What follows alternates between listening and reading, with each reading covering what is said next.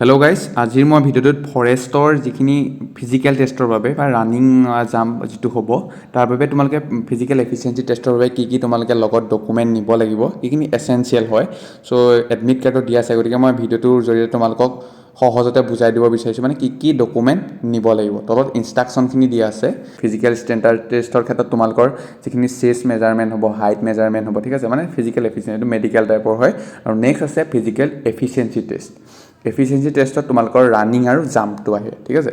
তো প্ৰথম দিছে, 1 নম্বৰটো দিছে, candidate need to be present at the venue at the specific reporting time. মানে ফাৰ্ষ্টতে দিছে তোমালোকৰ যিটো ৰিপৰ্টিং টাইম দিয়া আছে, এডমিটৰ ওপৰত তোমালোকৰ ৰিপৰ্টিং টাইম এটা দিয়া থাকিব। ধৰি লৈছোঁ মৰ্ণিং 6 AM দিয়া আছে আৰু যিটো এক্সাম ডেটৰ, চ' সেইটো ৰিপৰ্টিং টাইমত তোমালোকে তাত মানে পাবগৈ লাগিব, ৰিপৰ্টিং টাইমত তোমালোকে প্ৰেজেণ্ট থাকিব লাগিব। নেক্সটটো দিছে, candidate are advise to show' their admit card along with identity proof. মানে তোমালোকৰ কেণ্ডিডেটসকলে এই এডমিট কাৰ্ডখন, যিখন এডমিট কাৰ্ডখন লগত নিব লাগিব, তোমালোকে প্ৰিণ্ট কৰি লৈ যাবা। আৰু লগতে তোমালোকৰ এটা আইডেণ্টি প্ৰুফ লাগিব। আইডেণ্টি প্ৰুফৰ ক্ষেত্ৰত তোমালোকে Aadhaar card, PAN card, voter ID, driving licence, মানে কোনোবা এখন তোমালোকে লগত নিব লাগিব। 3 নম্বৰটো দিছে, প্ৰতিটো ষ্টেজ থাকে, ঠিক আছে। প্ৰথম তোমালোকে গ'লা, তোমালোকৰ এণ্ট্ৰি কৰিলা, তাৰপিছত তোমালোকৰ ধৰি লোৱা ডকুমেণ্ট ভেৰিফিকেশ্যন কৰিব, তোমালোকৰ আইডেণ্টি প্ৰুফটো চাব, চ' এডমিট কাৰ্ডখন, তেতিয়া তোমালোকৰ এলাউ কৰিব সোমোৱা। চ' নেক্সট চাইকেল তোমাৰ ডকুমেণ্ট ভেৰিফিকেশ্যন হ'ব, তাৰপিছত তোমাৰ মেডিকেল হ'ব। যদি তোমালোকে কোনোবা এটা বা ষ্টেজত তোমালোকে এবচেণ্ট থাকা, তেতিয়া তোমালোক কেনচেল হৈ যাব। 4 নম্বৰটো কৈছে the candidate should bring A produce all original certificate. মানে তোমালোকৰ যিখিনি চাৰ্টিফিকেট ইয়াত নিবলৈ মানে তোমালোকৰ যিখিনি কৈছে, চ' সেইখিনি তোমালোকৰ অৰিজিনেল চাৰ্টিফিকেটো নিব লাগিব আৰু লগতে তোমালোকৰ ফটোজ কপি, মানে জেৰক্সো তোমালোকে নিব লাগিব। আৰু কি নিব লাগে মই সেইটো কৈ দিম তোমালোকক। ডকুমেণ্ট মানে তোমালোকৰ যিখিনি এছেঞ্চিয়েল ডকুমেণ্ট, যিখিনি জৰুৰী হয়, সেইখিনি লগত নিবই লাগিব। আৰু লগতে তোমালোকৰ তাৰ এখন জেৰক্স লৈ যাবা, ঠিক আছে। আৰু 5 নম্বৰটো দিছে, certificate oblique document shall be accept and verify only in the document verification stage during the physical standard test oblique physical efficiency test. মানে তোমালোকৰ যিখিনি ফিজিকেল এফিচিয়েঞ্চি টেষ্ট আৰু ফিজিকেল ষ্টেণ্ডাৰ্ড টেষ্টৰ প্ৰথম আগতহে তোমাৰ যিখিনি ডকুমেণ্ট আৰু যিখিনি তোমাৰ চাৰ্টিফিকেট ভেৰিফাই হ'ব, কিন্তু পাছত তোমালোকৰ কোনো মানে আফটাৰ ৱাৰ্ড তোমালোকৰ কোনো একচেপ্ট নহয়, ঠিক আছে। পাছত কোনো চাৰ্টিফিকেট তোমালোকৰ একচেপ্ট নহয়। 6 নম্বৰ পইণ্টটো দিছে, এইটো মানে ইম্পৰ্টেণ্ট হয়, along with this admit card candidate must bring a copy of the acknowledgement slip. মানে তোমালোকৰ শুনা, যিখন তুমি এপ্লাই কৰোঁতে তোমাৰ একনলেজমেণ্ট মানে এখন ৰিচিপ্ট ওলাইছিলে, তোমালোকৰ পষ্টটোৰ সময়ত যিটো এপ্লাই কৰিছিলা তাৰ সময়ত এটা ৰিচিপ্ট ওলাইছিলে। আৰু লগতে তোমাৰ এডমিট কাৰ্ডখন লগতে তোমালোকে লৈ যাব লাগিব, ঠিক আছে।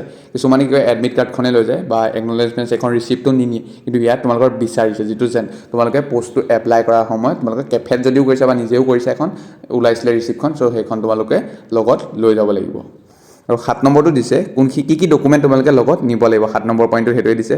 প্ৰথমটো দিছে certificate for proof of age প্ৰুফৰ কাৰণে মানে admit card, certificate of SSLC, মানে তোমালোকে এডমিট কাৰ্ড বা SSLC তোমালোকে চাৰ্টিফিকেটখন নিব পাৰিবা এজ প্ৰুফৰ ক্ষেত্ৰত। মানে কোনোবা এখন তোমালোকে নিলেই হ'ল, এডমিট কাৰ্ড বা SSLC certificate, pass certificate. Next বিচাৰিছে চাৰ্টিফিকেট মাৰ্কশ্বিট, ঠিক আছে। BA, BSc বা BCom তোমালোকে এখন চাৰ্টিফিকেট নিব লাগিব, ঠিক আছে। ফৰেষ্ট গাৰ্ড 1ৰ ক্ষেত্ৰত মানে তোমালোকে BA, তোমালোকৰ গ্ৰেজুৱেশ্যন বিচাৰিছিলে, চ' তোমালোকৰ BA বা BSc বা BCom তোমালোকৰ চাৰ্টিফিকেটখন বা মাৰ্কশ্বিটখন নিব লাগিব। নেক্সট দিছে pass certificate marksheet of the SSLC or equivalent examination for the post of forest guard, ঠিক আছে। কাৰণ ফৰেষ্ট গাৰ্ডৰ ক্ষেত্ৰত তোমালোকে যিখন হায়াৰ ছেকেণ্ডেৰী তোমালোকে যিখন চাৰ্টিফিকেটখন তোমালোকে নিব লাগিব বা মাৰ্কশ্বিট। তাৰপিছত তোমালোকে নেক্সট দিছে pass certificate of SSLC or equivalent examination for the post of AFPF constable, driver, constable and driver, ঠিক আছে। তোমালোকৰ এইকেইটা পষ্টৰ ক্ষেত্ৰত তোমালোকে SSLC তোমালোকৰ যিখন মেট্ৰিকৰ চাৰ্টিফিকেট বা মাৰ্কশ্বিটখন লগত নিব লাগিব। নেক্সট দিছে driving licence for LMV or MMV or HMV for the post of driver, constable and driver, ঠিক আছে। ড্ৰাইভাৰ, কনষ্টেবল এণ্ড ড্ৰাইভাৰৰ ক্ষেত্ৰত তোমালোকৰ লাইচেঞ্চ, তোমালোকৰ light motor vehicle, heavy motor vehicle, medium motor vehicle, যিকোনো এখন লাইচেঞ্চ তোমালোকে লগত নিব লাগিব। নেক্সট হৈছে এমপ্লয় এক্সচেঞ্জৰ ৰেজিষ্টাৰ কাৰ্ড, তোমালোকৰ যিখন এক্সচেঞ্জৰ ৰেজিষ্টাৰ কাৰ্ডখন লগত নিব লাগিব। তোমালোকৰ কাষ্ট চাৰ্টিফিকেটখন তোমালোকৰ নিব লাগিব। আৰু তোমালোকৰ নেক্সট হৈছে NCC চাৰ্টিফিকেট, যিসকলৰ NCC চাৰ্টিফিকেট আছে ত' তেওঁলোকে NCC চাৰ্টিফিকেট নিব লাগিব। নেক্সট আছে লাষ্টত আছে হোম গাৰ্ড ট্ৰেইনিং চাৰ্টিফিকেট, আৰু যিসকলে হোম গাৰ্ডৰ তোমালোকৰ প্ৰিফাৰেঞ্চ দিছা, চ' চাৰ্টিফিকেট তোমালোকে মানে এপ্লাই কৰোঁতে দিছা, চ' হোম গাৰ্ডৰ, চ' তেওঁলোকে হোম গাৰ্ড চাৰ্টিফিকেটখন লগত নিব লাগিব। আৰু 8 নম্বৰ পইণ্টটো দিছে যদি তোমালোকে কোনোবা ফেক ডকুমেণ্ট দিয়া বা যদি তোমালোকৰ তেতিয়া তোমালোকৰ ৰিজেক্ট হৈ যাব। যদি তোমালোকে ফেক ডকুমেণ্ট বা তোমালোকে কিছুমান ফল্ছ ইনফৰমেশ্যন তোমালোকে দিয়া তেনেহ'লে তোমালোকৰ কেনচেল হ'ব।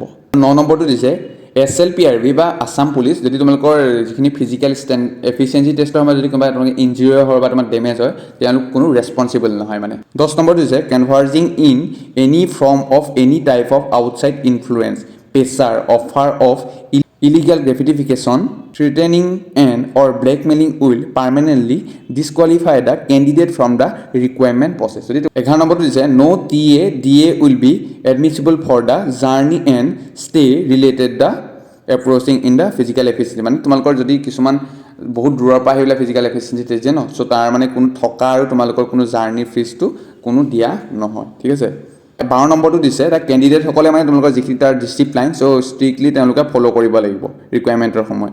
আৰু নম্বৰটো দিছে in case of negative police verification report or unsatisfactory medical examination report candidate shall be reject. যদি তোমালোকৰ পুলিচ ভেৰিফিকেশ্যনৰ সময়ত তোমালোকৰ কোনো ৰিপৰ্ট ভাল নাহে আৰু যদি মেডিকেলৰ সময়ত যদি তোমাৰ ৰিপৰ্ট ভাল নাহে তেনেহ'লে কেণ্ডিডেটটো ৰিজেক্ট হ'ব। আৰু 14 নম্বৰটো দিছে a candidate is not required to pay any amount of money and any stage of requirement process. 15 নম্বৰটো দিছে এনি তোমালোকৰ কমপ্লেইন থাকে বা কিছুমান যদি পইচা বিচাৰে তেনেহ'লে তোমালোকৰ ইয়াত এটা ইমেইল দিয়া আছে slprbassam@gmail.com বা তোমালোকৰ এইখিনি তোমালোকে ইয়াত কমপ্লেইন পঠাব পাৰিবা, মেইল কৰিব পাৰিবা। চ' এইখিনি আছিলে তোমালোকৰ যিখিনি মেইন আছিলে 7 নম্বৰ পইণ্টটোলৈকে মেইন হয়। চ' তোমালোকে কি কি ডকুমেণ্ট নিব লাগে তোমালোকক ভিডিঅ'টো বনাই দেখালোঁ, ভাল পালে শ্বেয়াৰ কৰিবা। চ' আজিলৈ বাই, জয় অসম।